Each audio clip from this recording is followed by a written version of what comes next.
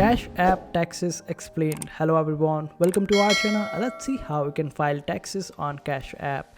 So you can file it either on your mobile device or also on your PC or laptop. It is absolutely similar. So all you have to do is just go to this link, and it is cash.app/taxes. And if you're on mobile device, then just go to your home screen or the wallet section. Over there you will be able to find the option of estimated tax refunds or estimated taxes. Just simply click on it, and this way you would be able to assess your tax.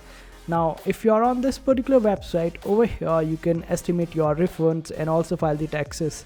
Now in order to estimate your refunds, click on this particular option, and then it will redirect you over here.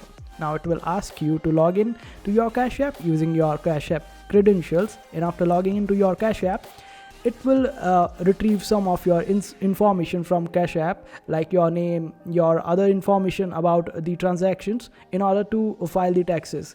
And also it will automatically fill some of the details on your tax form, and this way it would be easier for you to file the tax. And only the information which is not there on Cash App would be required by you to fill in, and this way just complete the information on W2 form and just fill the state taxes as well. But if you have worked in multiple states, then Cash App don't allow that particular assessment of taxes in Cash App. So if you have only worked in one state, then you would be able to file the tax.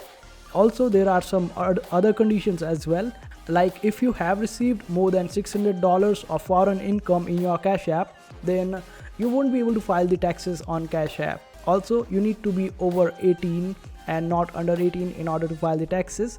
And if you fulfill all these details and all these eligibility criterias, then Cash App is quite smooth, and you would be able to file the taxes quite easily, as the UI of tax filing on Cash App is quite easy. You can also switch it between multiple pages or single page. This way all the information required by you will be there, and you can just file it up.